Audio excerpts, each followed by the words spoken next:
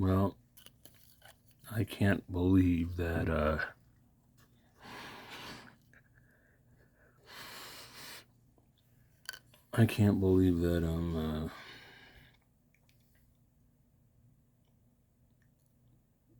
that you can't go live on YouTube.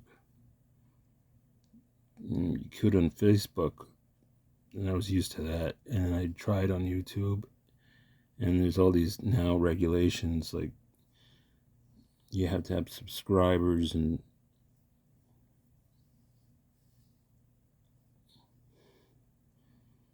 so all I can do is make a video and then upload it. I would have found this more easier. Now I have to do, two things. I thought maybe I could just do one, and well, actually after I make this, I can send it right to the YouTube thing. All right, well, oh, whatever. I don't get that, but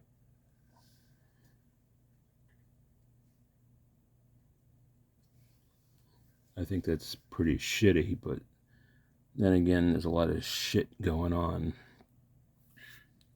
So much shit going on that I think the human race needs to be erased.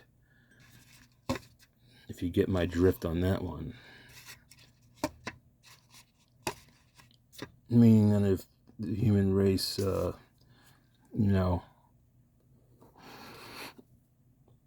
suddenly disappears for some reason, I wouldn't cry.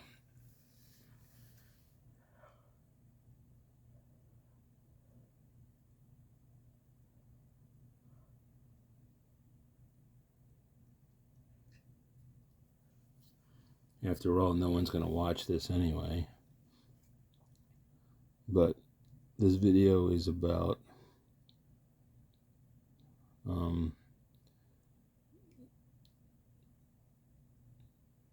2023, where we are with the opiate crisis. And here's my view of it. I personally have been using opiates for reasons that are not really aware to the medical field that thinks that they can own it and run it and completely overwhelmingly control it, where it's to find it legitimately is impossible. And it's hard for me to believe that no one has made a version of it to sell in like these fucking stores, like these overwhelmingly stores that have like thousands of products that are all, well, it's like you got your nicotine section, right? And then you got all these pipes, and then you got all these, the glassware shit. And then in this little corner, you got this terrible kratom shit. And then, which they seem to hide from everyone who walks in. I will not give my opinion on kratom because I have used it for about 2 years, and I just do not find it. I cannot find any and I'm not the only one who has said this. I cannot find any purpose in using it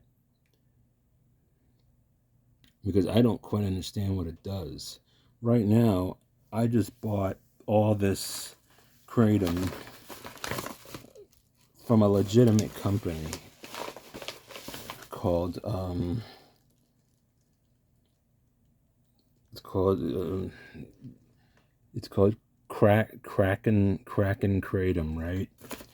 And because basically kratom is divided by kratom is basically divided in two parts. There's basically websites that have like 500 different kinds from like 50 different companies that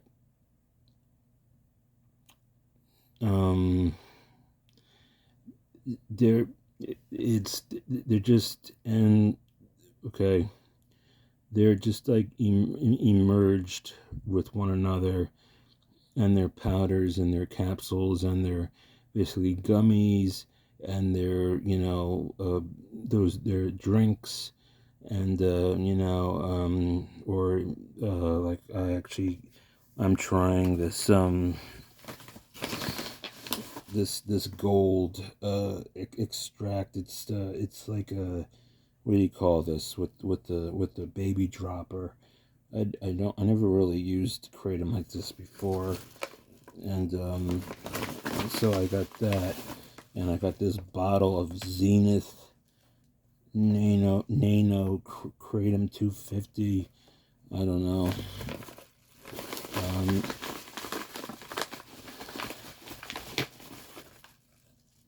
And then I have another dropper, which is called UEI, Kratom tea extract.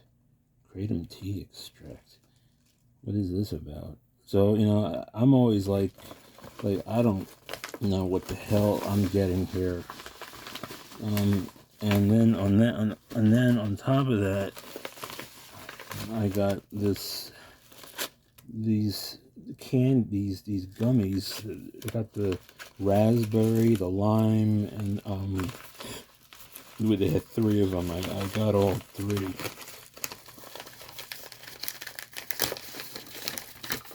And this whole thing came out to $120, right? You know how much my oxycodone scripts cost a month? $1.35. Okay, so I got like this green one, which is like, it's like a key lime, and it has 30 milligrams in it. Oh, no wonder why I almost died yesterday from taking it was an MIT 45, and I accidentally drank most of it, and I almost died. I think I almost died. So that's the danger with stuff like this. Like if you fuck up, you could be a goner. Now, the other part of this story with these stores, because I've been to a lot of them and it's mainly the same thing over and over again, is the amount of the sort of fake cannabis or somewhat real cannabis. I don't know. It's so confusing now than what it used to be. I mean, it's just like growing. When it first started, it was like there was like a Delta 8, and then all of a sudden like a Delta 9 came in, and then like a Delta 10, and then now there's like a Delta. I don't know, man. It keeps changing, and then I have a cannabis license for the dispensary, which I've been told by certain people is out of control and outrageous, and this is government regulated, because like in most of it, supposedly in medicinal marijuana, you shouldn't have 80 milligrams of complete of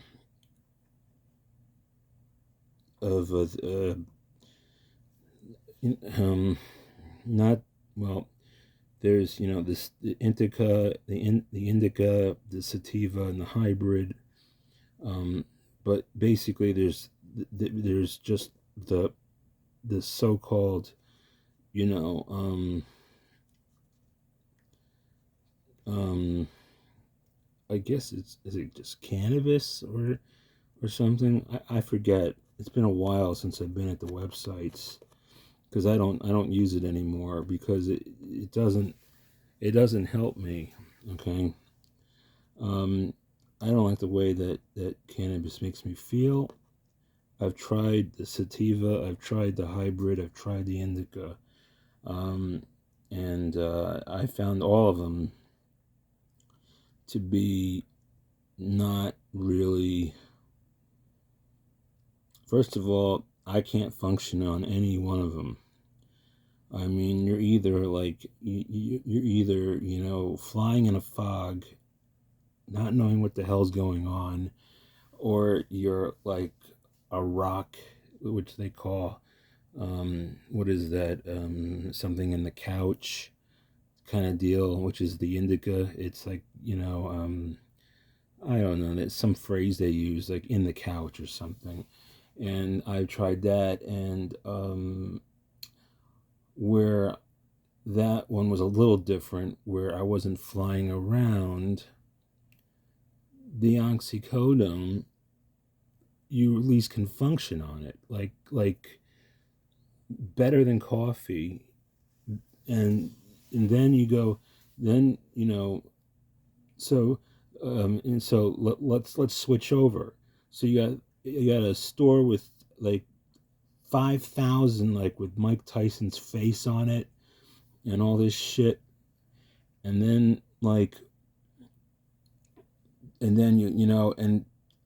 there's like you can put it as a liquid into the thing, or it's already a vape, or it's like a flower, and it's like all these different kinds of um, ways of there's gummies, and there's all these different ways of using cannabis, and frankly, not a friend of mine, but a schoolmate named Beth. You can look her up. Her name is Beth Stavola. She is a billionaire, and she grew up with me, okay, in New Jersey, and she's still there. She's still living in Jersey as I am, and she is a billionaire because of she started out growing it I think in Arizona, in 214 or something, and she she came in at the right time. I didn't even know she was a pot smoker, because in high school she was a goody goody. I came from a goody goody environment, where there was a lot of like just obnoxious people,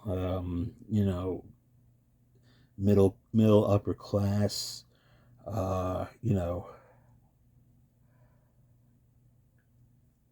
a place where you would want to bring in a gun and start shooting everybody.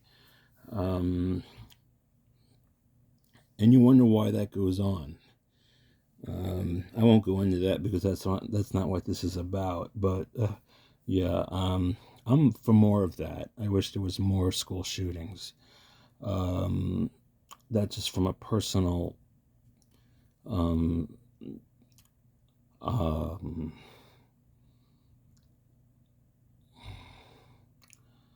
um, a personal. When I think about it, now I'm 55, so we're talking about the 80s and the 70s. So I'm not just I'm not a recent graduate, but I was hurt growing up in that environment. And the girl that I'm speaking of, the girl that I'm speaking of, that's a billionaire, that I wouldn't mind asking for about $50 million for, because after all, what's $50 million, versus a billion? So there you have it. Because I'm a piece of shit and I'm not worth anything and I might as well just drop dead, right? Because you're better off dropping dead than going to prison. I hope you realize that. You're better off dead than going to prison. You want me to say that again? You're better off killing yourself than killing somebody else and going to prison. Or be smart and kill someone else, kill yourself, and not go to prison. So you're doing what I call a double whammy job. But I'm not here to talk about that. I'm here to talk about a lot of shit that's been bugging me. Okay, and it's basically what I've been discussing.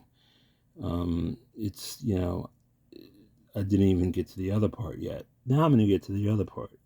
So we leave the store of these brown people are always running it, and they have like accents, and they're always paranoid looking, like they're always like thinking they're gonna get this shit kicked out of them. They have that paranoid look on their face. I see it every time, and they're afraid they're gonna get robbed or get the shit kicked out of them or something or killed. The same look. I kind of find that funny. So we leave that piece of shit place that I think has no value. Okay, and now we're going to the liquor store. Okay, now bear in mind the subject of this is oxycodone. Okay, and I have now just brought you to. I basically haven't really gone into that yet, but I'm just saying that I've been on it for 20 years and I do not use it recreationally.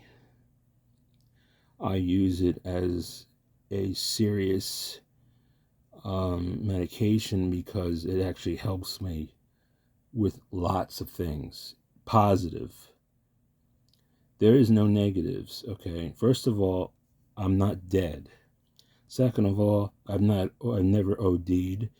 Third, I don't really I feel like that people who take meds every day for something else in their life, so what? I take oxycodone every day for something in my life that I need. Okay, because there's something not right with me, and when I take it, I feel more together. Okay, and when I'm not taking it, I don't feel together. I feel like I'm falling apart, bit by bit. Okay, so there's that part of it, and then that's what I don't understand is why it's like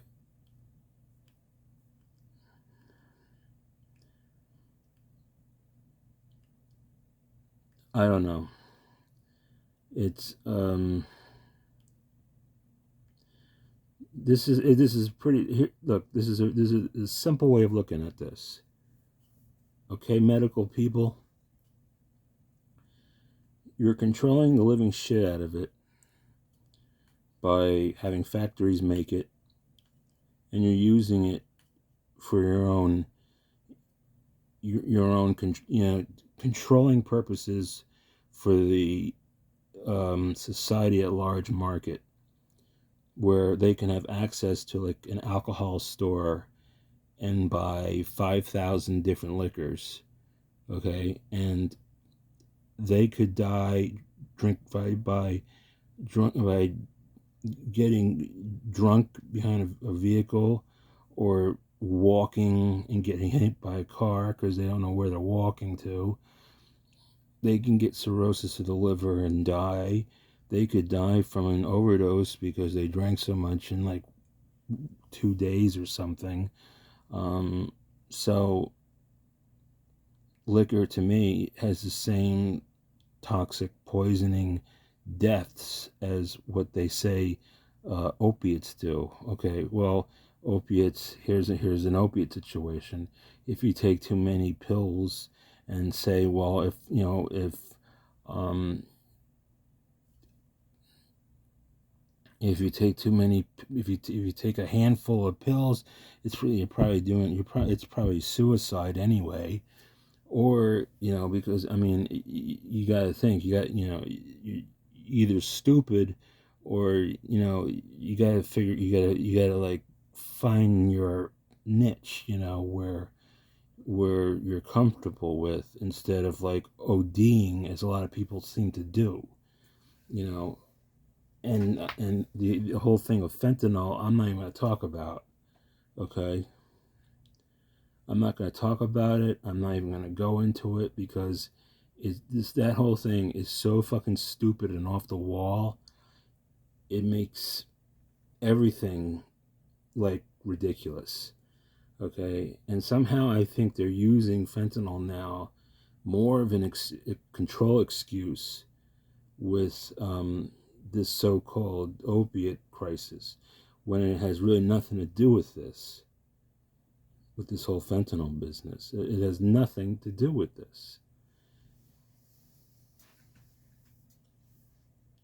We're talking about meds like Vicodin and Percocet and Oxys, and I think that's kind of where it stops, because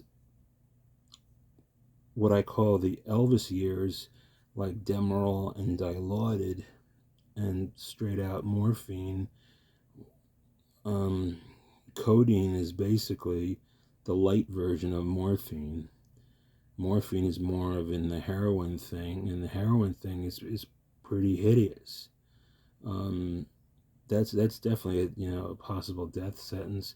Or Ginger Baker used it for 20 years and he didn't die, and he lived to 80.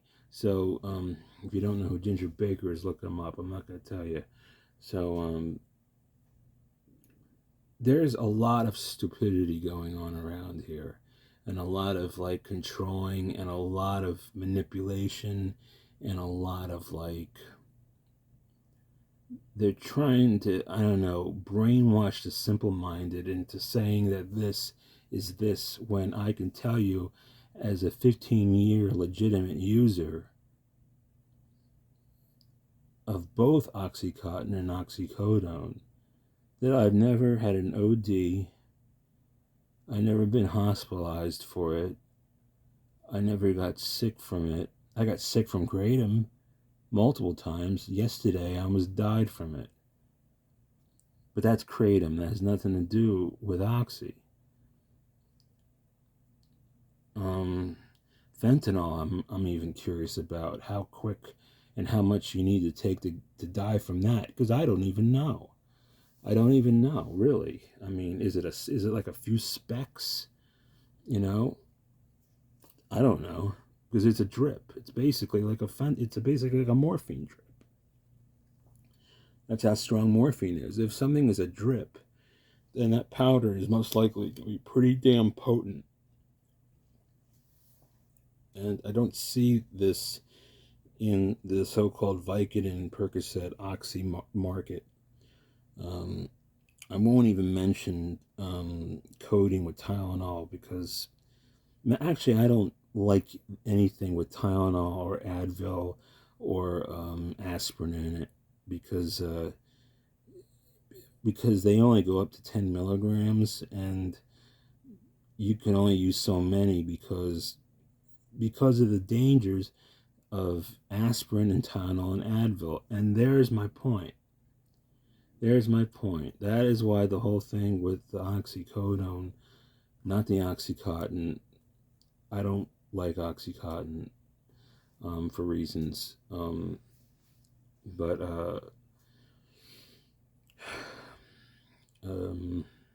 I won't go into it. I don't like it, and there's reasons why I don't like it. I'll tell you, I don't like the. First of all, it's bullshit about the 12 hours. It isn't 12 hours. It usually lasts about 6. And the thing is, I don't really like the longevity of it. And you don't really have much because it is like an extended release, so it you have no control of of stopping it. That's why I feel like the oxycodone is the ultimate, where it only lasts, like you can control it, like like you take it and it lasts for about maybe an hour, and then you can walk away from it and come back later and do more of it.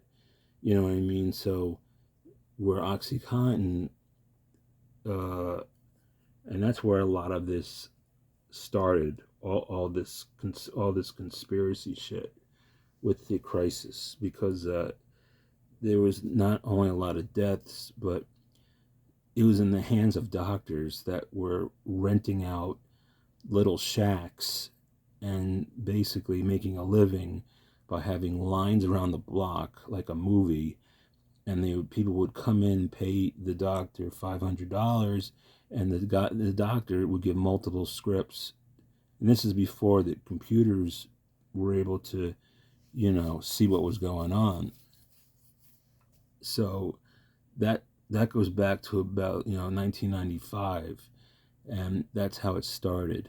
And that is now not the same, although I still hear that doctors still do this practice, where I don't know if it's in some shack, but they do it out of their office, and they get caught, and they go to jail, and they lose their license. Um,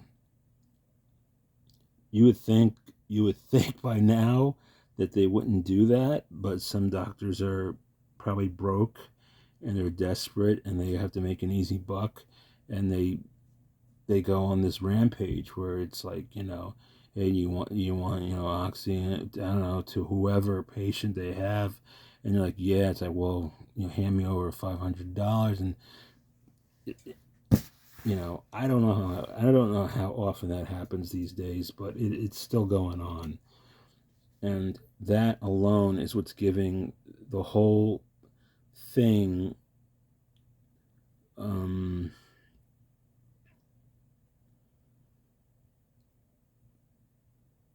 why I feel that the codone medicine, just the codone alone, because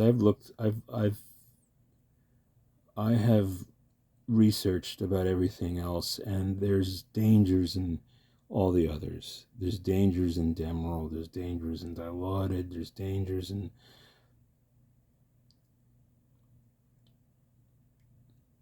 but if they can sell 10 milligram bottles, in like 100 at a time,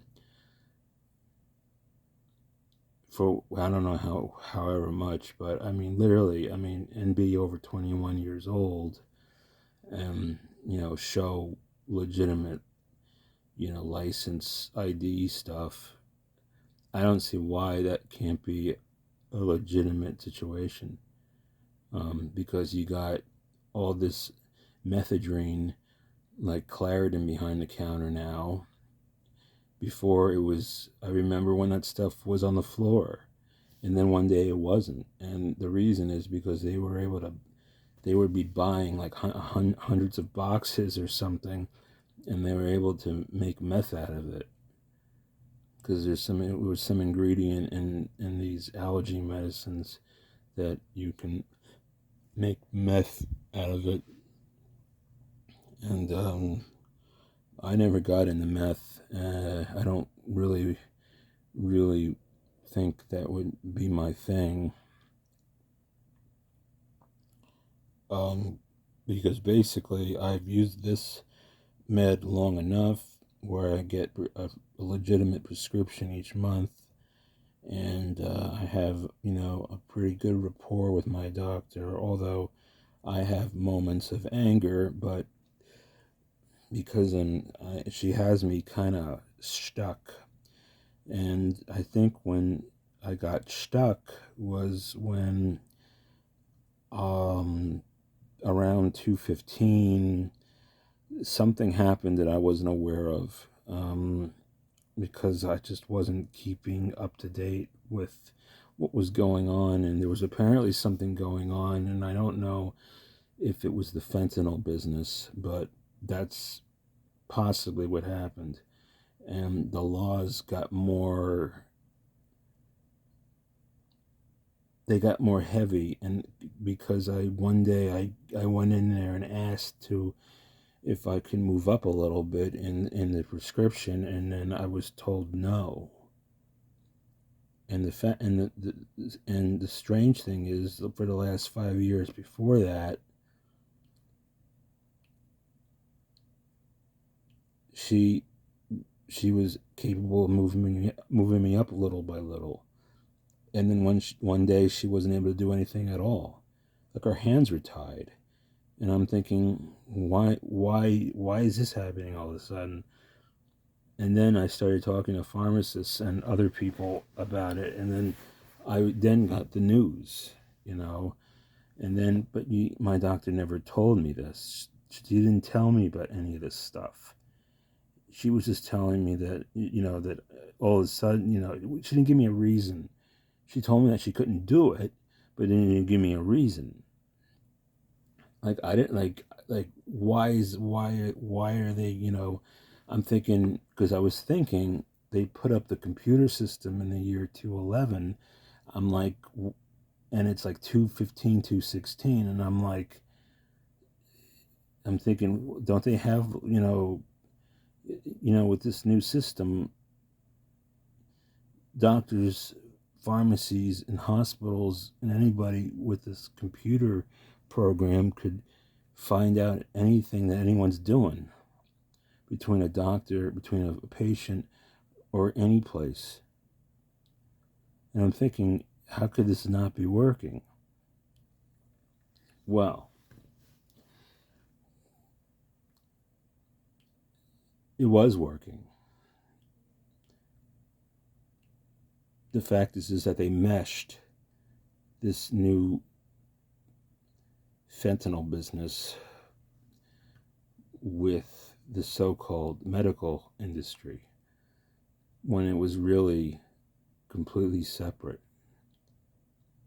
Completely separate. It was a complete street thing that one day just started. And then I thought about it. Tom Petty, Prince, and other people after that, around that time, it didn't occur to me. It didn't occur to me where they were getting it. It didn't occur to me how they were getting it. Or I really didn't know. What I did know about it was that they were putting it in street heroin. What I didn't know was they were making fake oxys and other things out of it, like fudge, and they were putting the fentanyl in anything they could think of, like, a candy bar, or even a Xanax bar, or I saw so many different things, anything that because this fentanyl stuff is just a powder, so they just dish this powder into anything, and they just cook it in the oven, and then and then you're dead. So because that happened, the laws got the laws on my stuff, which have nothing to do with fentanyl at all, got tied, really tied. And I feel like it's still going on. So this is the black market we're talking about. And I don't think it's ended.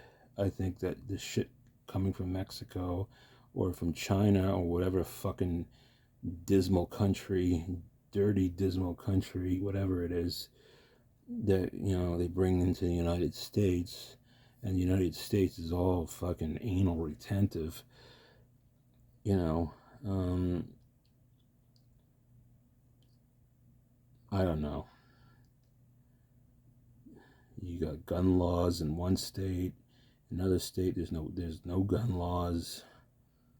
And they eat plastic bags in one state. In another state, there's no plastic bag laws. And anything I missed?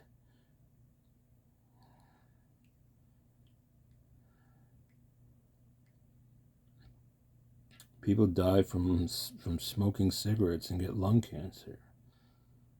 People drink coffee and can have a heart attack from the nicotine. People can die from a major sugar heart attack from candy bars. So as you see, even though some of this sounds absurd, it's not. You ever see the movie The Whale? I don't mean Moby Dick either.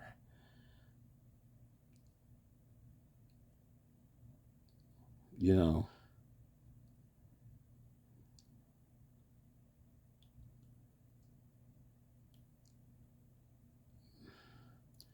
I told you my reasons why oxycodone helps me. It dulls certain things that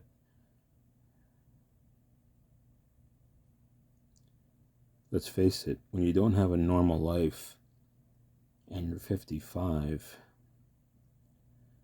and you think about suicide a lot because you're not mixed in with the regulars, you're sort of like a misfit, and you're 55, what would you do?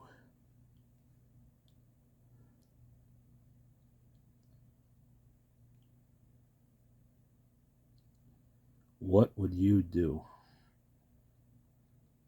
Do you know anybody like that? No one knows me, so I don't know if anybody would consider me a candidate. I used to know people, but I lost them all because I couldn't fit in. It gets to a point in this life, especially now in this mid-50s zone, which is really, Jesus, I mean, I wish the whole earth would just collide on itself.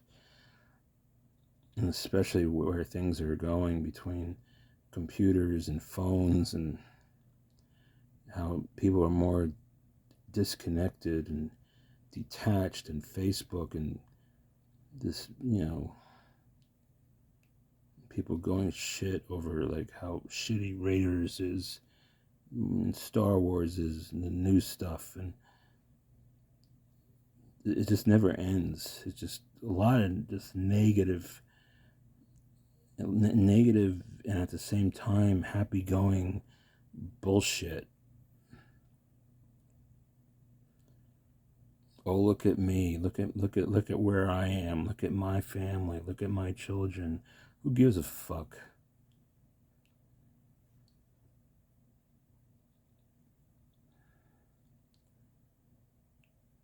That's why I'm on this med, is to dull my pain.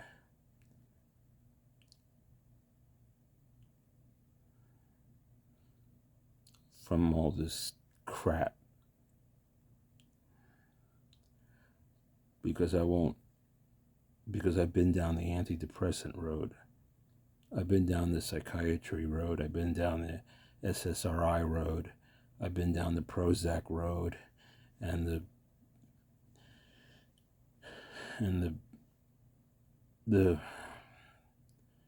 oh God, there's so many. I don't even know where to start.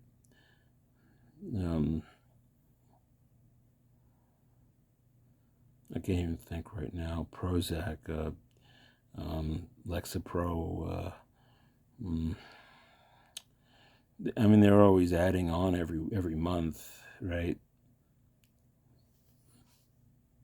I go to this doctor. He doesn't even work out of his office. Since COVID, the guy is still 3 years later working from his house. So he doesn't even go to his office to see anybody. He does everything over the phone or over the computer. And I'm thinking that is just absolutely fucked up. I don't know how he gets away with that. A doctor who's prescribing drugs like and not even seeing the people. I mean, he doesn't even see me because I've been going to him since '91. So you see, I had to pick something to continue to save my life, and because 2004, I had a somewhat semi-friend now, because like I said, I kind of lost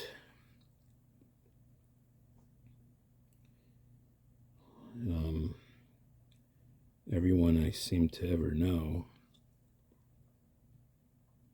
Some of them are dead. My so-called best friend died, homeless, on a bunch of boxes in a subway station in New York City. Yeah.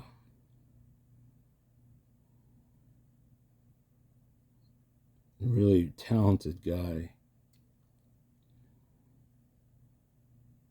And we both got fucked. I don't know who, honestly, I don't know whose life was worse. He had severe bipolar. The first time I ever saw him on drugs, he was on Thorazine and Stelazine. When I go to look up those drugs now, I see the word discontinued. So you can't even get Thorazine and Stelazine. And you know what he looked like on Thorazine and Stelazine? He had that 40-mile stare, and he would be stepping foot to foot back and forth, like womp, womp, womp, womp, womp, womp. How do I remember this? I videotaped it. I have it all on videotape, you see. I videotaped these early years, especially the dramatic times of those early 90s, where it was Kurt Cobain world. And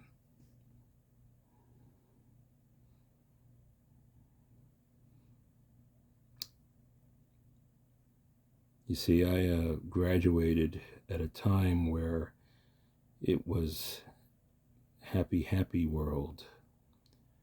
And then 1991 comes, which was, I guess, 4 years after that or whatever.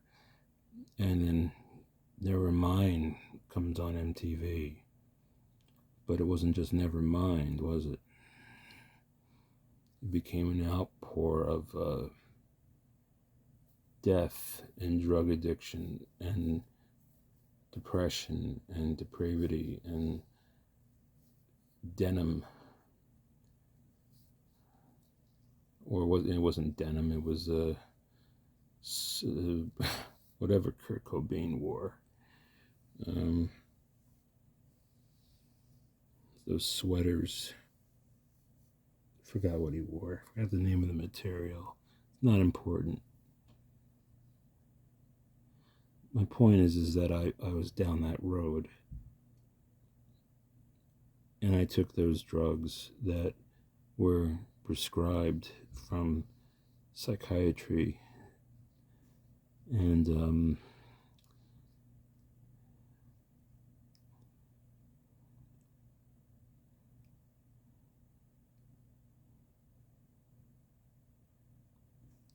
none of them ever worked. I tried an ADD one, which was called Lexapro. Made me a rock. Could barely function on it.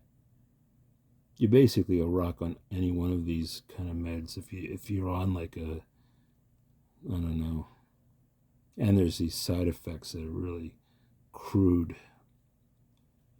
Just, and he had a whole file cabinet.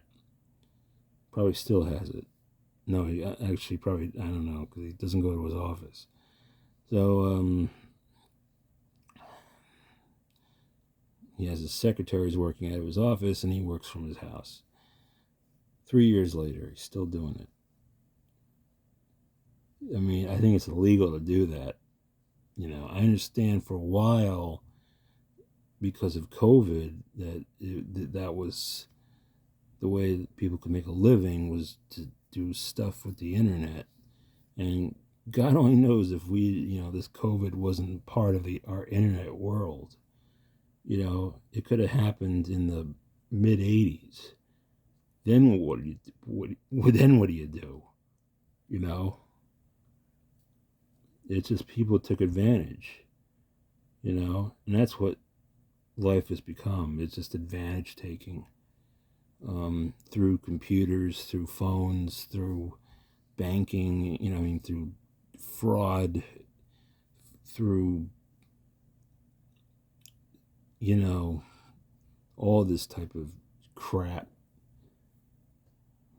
because of genius computer geeks that can hack through phones and PCs and shit, except Mac computers.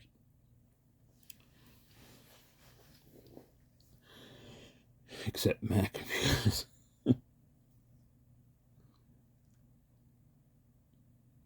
So anyway, that's I think I made myself clear that it'll never happen in my lifetime, but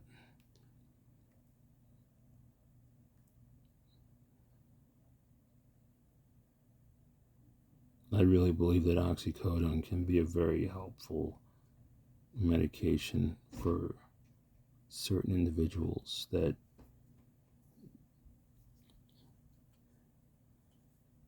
are suffering from different elements of things, without the side effects, without feeling like a rock, where they can sort of feel sort of regular. It doesn't. It's not a. It's not a. It's not a.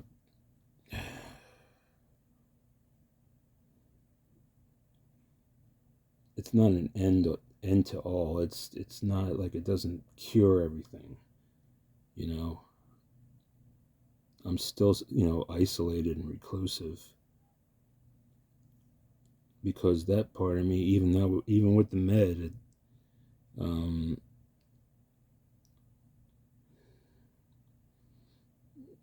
it doesn't, the med doesn't, the medication doesn't solve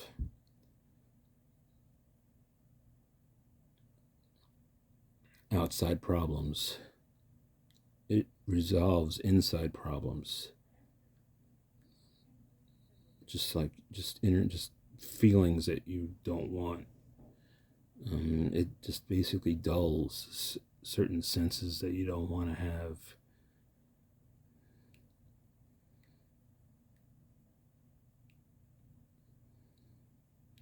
I don't know how clear I can make this, with this particular med. I mean, there's a lot that I haven't mentioned, but I'm sort of just getting. I'm trying to.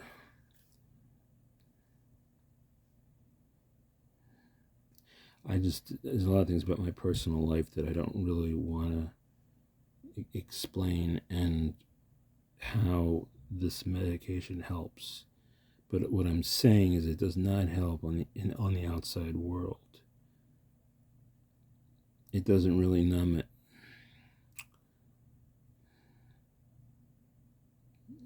I mean, you could be on it and go out, but you know what? You're still gonna deal with that mayhem out there. And you're okay, maybe you're a little more dull And maybe, the feelings are a little more, deadened.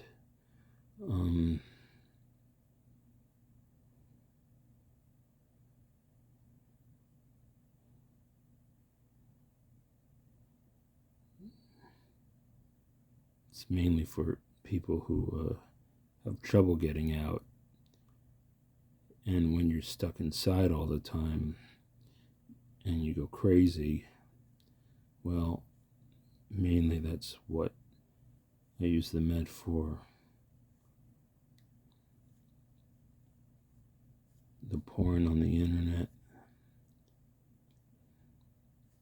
it helps that. Helps thoughts. It helps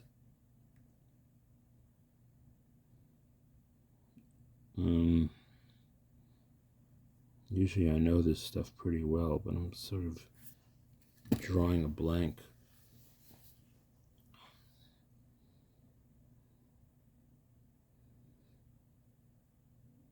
It helps, it makes your day a little more smoother. It helps with depression a little bit. It deadens depression. And that's enough, really.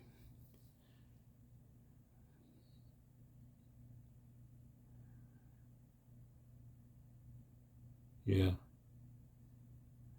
that's enough. And that's enough of this recording.